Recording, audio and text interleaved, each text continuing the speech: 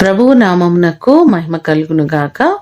ఈ ఉదయకాలము మీకందరికీ వందనాలు తెలియచేస్తున్నాను. ఈ దినము మిమ్ములను బలపరచు దేవుని మాట. యెహోవా నీ యొద్ద నుండి సర్వ రోగమును తొలగించును. ద్వితీయోపదేశకాండము 7వ అధ్యాయము 15వ వచనం.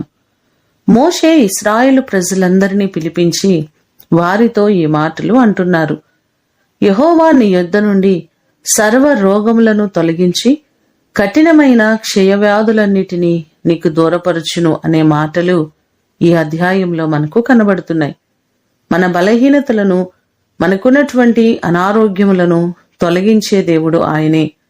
నేను స్వస్థపరచు యెహోవాను నేనే అని చెప్పినట్లుగా నిరంతరము మనలను స్వస్థపరచుచున్న దేవుడు. ఈ మాటలు వింటున్న మిమ్మలందరినీ దేవుడు స్వస్థపరిచి ఆయన మిమ్మను బలపరచునుగాక. ప్రార్థన చేసుకుందాం. పరిశుద్ధుడు అయిన తండ్రి, మీ పాదములకు వందనాలు, స్తోత్రాలు. నీ కృప చొప్పున మీరు మమ్మలను స్వస్థపరుస్తానని ఈ దినము వాగ్దానం చేస్తున్నారు. నమ్మదగిన దేవుడు మీరే ప్రభువా. నీ కృప చేత మా ప్రియులెల్లరినీ జ్ఞాపకం చేసుకోండి. ఎవరు ఏ బలహీనతల చేత, ఏ అనారోగ్యముల చేత బాధపడుతున్నారో ప్రతి వారిని మీరు స్వస్థపరచండి. మీ రెక్కల నీడలో ఉన్న ఆరోగ్యమును మీరు కలుగు చేయండి ప్రభువా. వారికి ఉన్నటువంటి ప్రతి సమస్యల నుంచి విడిపించండి. కుటుంబాల్లో ప్రభువా బలహీనతల చేత బాధపడుతున్న చిన్న బిడ్డలు ఉన్నారయ్యా.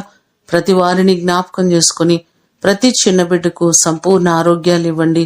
మీరు బలపరచండి ప్రభువా. హాస్పిటల్లో ఎంతో మంది వ్యాధుల చేత కొట్టబడుతున్న వారు ఉన్నారు. ప్రతి వారిని మీరు స్వస్థపరచండి.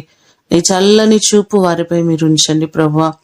ఈ దినమంతా కూడా మీ సన్నిధి, మీ ప్రసన్నత మెండుగా మీరు మాకు కలుగ చేయమని యేసు అతి ఘనమైన నామమున అడిగి వేడుకొని పొందియున్నాము తండ్రి.